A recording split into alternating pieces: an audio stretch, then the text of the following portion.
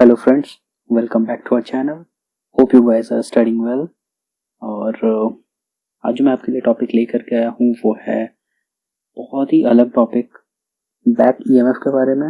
जो अपने जब भी आप डीसी मशीन्स के वगैरह बारे में जब भी पढ़ोगे तो ये आपको टॉपिक है जो ऑलमोस्ट हर जगह दिखने वाला है, जिसके बारे में बुक्स में भी काफ़ी कम डिटेल्स दिया रहता है, बट ये बहुत ही इंपॉर्टेंट फिनोमेना है। सो मैंने सोचा इस पर एक वीडियो बनाता हूँ। सो स्टार्ट करते हैं आज का वीडियो। बैक ईएमएफ के बारे में क्या होता है, क्या क्या सिग्निफिकेंस है, इंपॉर्टेंस क्या है, सारी चीज़ें आज हम लोग इसमें डिस्कस करेंगे। तो स्टार्ट करते हैं। सबसे पहले समझते हैं किस चीज़ को कहते हैं, कब ये फिनोमेना होता है।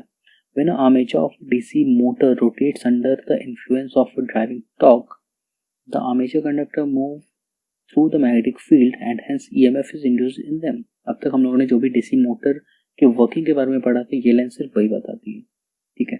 The induced EMF act in opposite direction to the applied voltage V and is known as back EMF और counter EMF EB। मीन्स अब तक हम लोगों ने देखा था कि एक EMF जनरेट होता है जो कि एक टॉर्क प्रोवाइड करता है और हम लोग को आउटपुट में कुछ RPM मिलते हैं, ठीक है। बट जो EMF जनरेट होता है वो एक्चुअली में होता है opposite to the applied voltage. Means applied voltage जो भी होगा उसके अपोजिट डायरेक्शन में एक बैक EMF बनता है, ठीक है। सो जो भी ईएमएफ का जनरेशन होता है और जो जिसका direction opposite to the applied voltage होता है उसको हम लोग बैक ईएमएफ या फिर काउंटर ईएमएफ भी बोलते हैं। मेनली इसे बैक ईएमएफ ही बोला जाता है।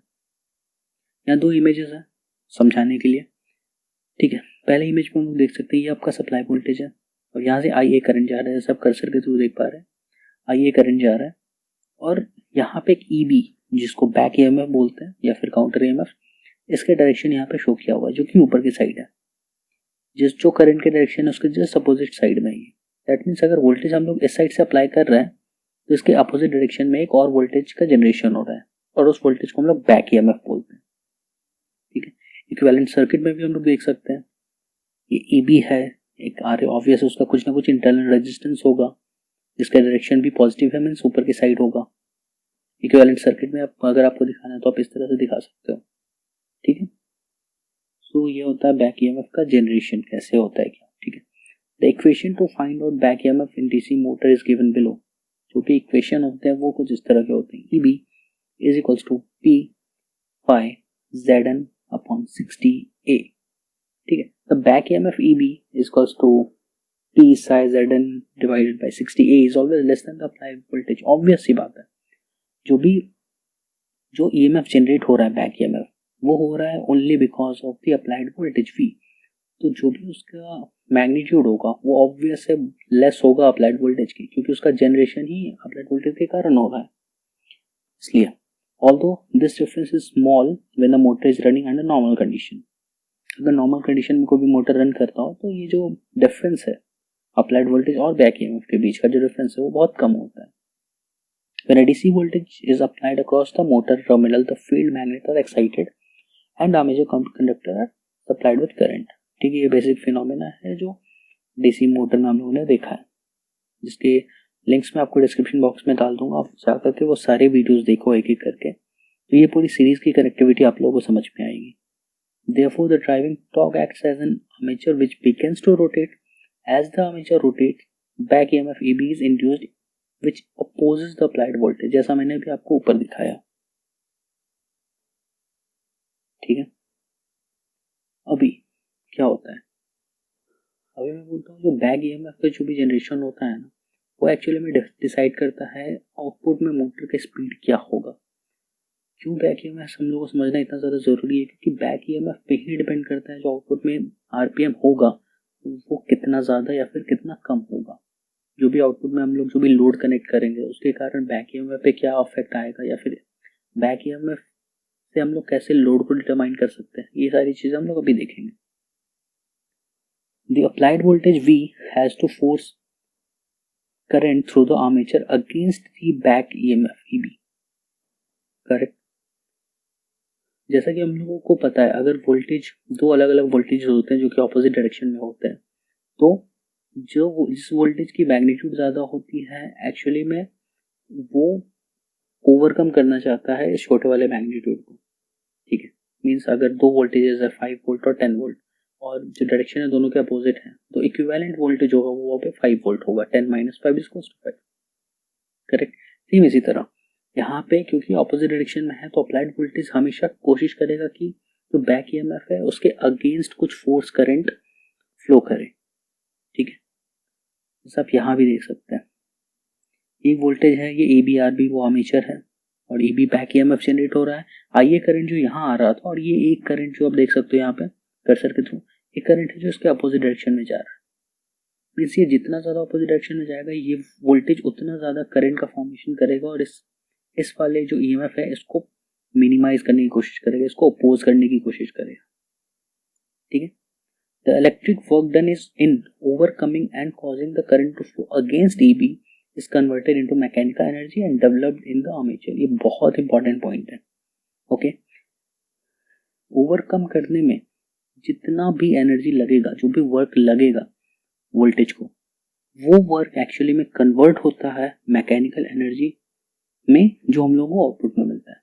इसलिए मैंने बोला कि ईबी से ही डिटरमाइन होगा कि आउटपुट में हम लोग को क्या मिलेगा। करेक्ट, मीन्स जो भी अप्लाइड वोल्टेज को ओवरकम करने के लिए जितना ज़्यादा वर्क डन लगा वो वर्क डन इवेंचुअली कन्वर्ट होगा मैकेनिकल एनर्जी में जो हम लोग को आउटपुट में मिलेगा। करेक्ट, आगे देखते हैं। Therefore, the energy conversion in a DC motor is only possible due to the production of back EMF EB. Means अगर बैक EMF होगा ही नहीं तो वो motor as a motor work कभी नहीं कर पाएगा, क्योंकि जो टॉर्क जो भी डेवलप हो रहा है और जो भी हम लोग को आउटपुट में आरपीएम मिल रहा है वो कब मिल पा रहा है, वो तब मिल पा रहा है जब बैक EMF को ओवरकम करने के लिए अप्लाइड वोल्टेज से कुछ एक्स्ट्रा करंट ड्रॉ कर रहे हैं हम लोग। तब वही ओवरकम करने के टाइम पे जो भी वर्क डन हो रहा होगा वही तो कन्वर्ट होकर हम लोग को आरपीएम में मिल रहा है। तो अगर बैक ईएमएफ ना हो तो हम लोग का जो मोटर है वो एज अ मोटर वर्क कर ही नहीं पाएगा। इसलिए भी बैक ईएमएफ का को समझना इतना ज़्यादा इंपॉर्टेंट है। वही पॉइंट यहाँ लिखा हुआ है, एनर्जी कन्वर्जन, जो भी एनर्जी कन्वर्जन होगा from electrical to mechanical in a DC motor is only possible due to the production of back EMF. ठीक है, लोग देखते हैं नेट वोल्टेज। मैंने जैसे बोला कि अगर ऑपोजिट डायरेक्शन में दो वोल्टेज होगा 10 और 5 तो इक्विवेलेंट जो वोल्टेज होता है वो होता है 5 वोल्ट। सेम यहाँ पे हम लोग को नेट वोल्टेज निकालना पड़े अक्रॉस आर्मेचर सर्किट तो वो क्या होगा V minus E B, because A B वो वोल्टेज है जो ऑपोजिट डायरेक्शन में वर्क कर रहा है और V अप्लाइड वोल्टेज, तो नेट वोल्टेज अगर निकालना हो तो V माइनस ई बी। ठीक है, इफ आर ए जो कि रेजिस्टेंस होगा is the armature circuit resistance, then IA is equals to VA minus VB divided by RA, जो कि ओम्स लॉ के बेसिस पे V is equals to IR के बेसिस पे।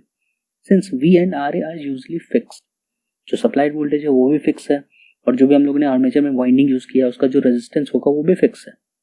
So the value of EB will determine the current drawn by the motor. Means तो ultimately अगर इस equation से हम लोग देखें, इस वाली इक्वेशन से अगर हम लोग देखें तो जिसमें V फिक्स है RA फिक्स है, यहाँ सिर्फ एक ही फिनोमिना बचता है वो होता है EB बैक EMF। तो सिर्फ बैक EMF ही है वो जो कि डिटरमाइन करेगा कि हम लोग मोटर के लिए कितना करंट ड्रॉ करेंगे, how much current we will gonna draw from the motor. ठीक है, अब यहाँ देख सकते हैं छोटा सा डायग्राम दिखाया हुआ है। अगेन ये नॉर्थ पोल साउथ पोल है, ये आर्मेचर वाइंडिंग्स है और ये बैक EMF EB जो कि वो टॉर्क का फॉर्मेशन करवा रहा है। ठीक है, थोड़े से इमेजेस अभी देखते हैं। अब अलग अलग केसेस हम लोग देखेंगे एक एक करके। ठीक है, if the speed of the motor is high, अगर मोटर का स्पीड हाई है then back EMF EB is equals to, जो फॉर्मूला मैंने बताया, P size ZN upon 60A is large and hence the motor will draw less armature current and vice versa। ठीक है, अगर motor की speed ज्यादा है, मोटर की स्पीड ज्यादा है इसका मतलब क्या हुआ कि जो अप्लाइड वोल्टेज है उसने ऑलमोस्ट सारे बैक EMF को मिनिमाइज करने के लिए, ओवरकम करने के लिए उसने ऑलमोस्ट सारी एनर्जी का यूज कर लिया है। तो जैसा कि इस इमेज में भी हम लोग देखते हैं, इस वाली इमेज में हम लोग देखते हैं, अगर ये वाला जो करंट है ये अगर पूरी तरह से मिनिमाइज हो जाता है तो जितना अप्लाइड वोल्टेज है वो सारा इस आर्मेचर को मिलेगा। करेक्ट। अब इस आर्मेचर को जितना मैक्सिमम करंट मिलेगा उसका रोटेशन, उसका आरपीएम उतना ज़्यादा होगा, उसका स्पीड उतना ज़्यादा होगा। ठीक है। तो सेम पॉइंट यहाँ पे कहा गया है आगे कि अगर इस चीज़ को हम लोगों ने मिनिमाइज किया तो हम लोग को मैक्सिमम करंट यहाँ मिलेगा। अगर ये वैल्यू बढ़ गई, ठीक है, तो यहाँ पे स्पीड अपने आप कम हो जाएगा। ठीक है, क्योंकि इस अप्लाइड वोल्टेज उसको ओवरकम नहीं कर पा रहा होगा, तो इस आर्मेचर तक जो वोल्टेज है वो बहुत कम पहुंच रहा है, करंट होगा वो बहुत कम पहुंच रहा है, इसके कारण उसको वो ओवरकम नहीं कर पाएगा। ठीक है, सेम पॉइंट यहाँ पे लिखा हुआ है। अब देखते हैं सिग्निफिकेंस, क्या क्या सिग्निफिकेंस होगी। The presence of back EMF makes the DC motor a self regulating machine. ठीक है, सेल्फ रेगुलेटिंग मशीन बनाता है। रेगुलेशन का मतलब किसी पर्टिकुलर रेंज में चेंजेस करना, आप समझ सकते हो। That is, it makes the motor to draw as much armature current as is just sufficient to develop the torque required by the load. अभी क्या होता है, जो भी आउटपुट में लोड कनेक्टेड होता है उस लोड के अकॉर्डिंग हम लोग आरपीएम डिसाइड करते हैं, टॉर्क डिसाइड करते हैं। जैसे एक सिंगल मोटर है, अगर हम लोगों को उसको एज एन एलिवेटर यूज करना है और एज एन कन्वेयर यूज करना है, तो एलिवेटर के केस में क्या होता है, लोड कभी फिक्स नहीं होता, उसमें नंबर ऑफ पीपल जो भी चढ़ेंगे, जो भी उसको यूज करेंगे, वो उस पर डिपेंड करता है। और कन्वेयर के साथ भी वही सीन। और अगर दूसरे केस हम लोग देखते हैं, कोई टॉय हो गया अगर, तो टॉय में कभी कोई एक्स्ट्रा लोड नहीं होता, एक टॉय है उसके पास फिक्स लोड है। ठीक है, तो इसलिए it makes the motor to draw as much, जितने लोड को रिक्वायर्ड है उतना ही एनर्जी डेवलप करना, ये तभी पॉसिबल हो पाता है जब बैक ईएमएफ वहां पे मौजूद हो। ठीक है, when the motor is running on no load, means load है ही नहीं कनेक्टेड, तो उस केस में क्या होगा, जब लोड नहीं है तो हम लोग को जो आरपीएम है वो बहुत कम चाहिए। जब लोड नहीं है तो अपने लोग को आरपीएम की क्या जरूरत होगी। ठीक है, सो उस केस में क्या होता है, small torque is required, obviously बहुत स्मॉल टॉर्क चाहिए होता है to overcome the friction and windage loss को ओवरकम करने के लिए। Therefore the armature current is small and back EMF is nearly equal to the apply voltage. Means जो back EMF वो almost equals to the apply voltage है। इसका मतलब जो अप्लाई वोल्टेज है वो आर्मेचर तक बहुत कम पहुंच रहा है, बहुत कम पहुंच रहा है। तो क्या हो रहा है, जो लोड है, जो टॉर्क का जनरेशन हो बहुत कम हो रहा है, क्योंकि जो जितना करंट उसको चाहिए टॉर्क जनरेट करने के लिए उतना उसको नहीं मिल रहा है। ठीक है, तो ये सिग्निफिकेंस है बैक EMF का। और भी एक दो पॉइंट्स हैं। If the motor is suddenly loaded, वो उस केस में क्या, जब मोटर सडनली लोडेड हो जाता है तो the first effect is to cause the armature to slow down. अगर कुछ भी सडनली लोड हो जाता है उस पर, तो सबसे पहला काम होता है कि उसको थोड़ा स्लो करना, उसके बाद एक कांस्टेंट स्पीड मेंटेन करना। तो इस केस में क्या होता है, therefore the speed at which the armature conductor move through the field is reduced and hence the back EMF falls. ठीक है, the decreased back EMF allows a large current to flow through the armature and large current means increased driving torque. जैसे ही EB fall होता है, EB का downfall होता है, EB का value को कम होती है या फिर ओवरकम कर दिया जाता है, तो मैक्सिमम करंट जो है आर्मेचर तक पहुंचता है। जब मैक्सिमम करंट आर्मेचर तक पहुंचता है तो इसका मतलब जो टॉर्क है वो भी मैक्सिमम पहुंचेगा, टॉर्क का जनरेशन भी मैक्सिमम होगा। Thus the driving torque increases as the motor slows down. The motor will stop slowing down when the armature current is just sufficient to produce the increased torque required by the load. Correct? अब एक last case है, if the load on the motor is decreased, अगर जो load है वो धीरे धीरे कम हो रहा है, the driving torque is momentarily in excess of the requirement so that the armature is accelerated. As the armature speed increases, the back EMF also increases. Correct? It causes the armature current IA to decrease. जब EB की value बढ़ेगी तो obvious जो current पहुंच रहा होगा armature तक उसकी वैल्यू कम हो जाएगी। The motor will stop accelerating when the armature current is just sufficient to produce reduced torque required by the load. इस केस में क्या होगा, जो भी EMF जो वैल्यू होगी, बैक EMF की वैल्यू, उसकी वैल्यू बहुत ज्यादा बढ़ रही है, तो क्या होगा, बहुत कम करंट पहुंचेगा आपका लोड तक, लोड तक कंपोनेंट पहुंचेगा तो बहुत रिड्यूस्ड टॉर्क का ही जनरेशन होगा जो कि रिक्वायर्ड है लोड को अगर कम टॉर्क की जरूरत है तो हम लोग ज्यादा एनर्जी क्यों वेस्ट करें। तो इन सारे केसेस के लिए ईएमएफ बहुत जरूरी होता है, इसलिए इसके बारे में समझना बहुत जरूरी है। Therefore, the back EMF in the DC motor regulates the flow of armature current. That is, it automatically changes the armature current to meet the load requirement.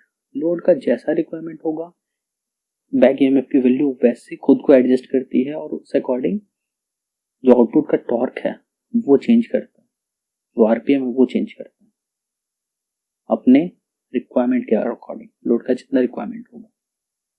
ठीक है, होप आप लोग को ये वीडियो अच्छा हो। मैंने बहुत डिटेल में समझाने की कोशिश की है बैक ईएमएफ को। ये बहुत छोटा टॉपिक है बट ये बहुत ज़्यादा इंपॉर्टेंट है, इसलिए मैंने इस पर इतना लंबा लेक्चर वीडियो बनाया।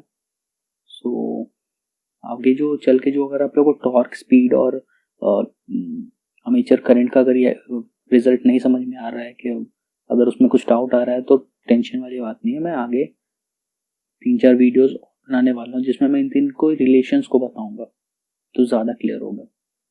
ठीक है, सो आप लोगों को होप ये वीडियो अच्छा लगा हो। अगर अच्छा लगा हो तो please subscribe to our channel, please like us, please share with your friends. हम लोगों को बहुत ज़रूरत है इन चीज़ों की। सो मिलते हैं फिर नेक्स्ट वीडियो में। Thank you.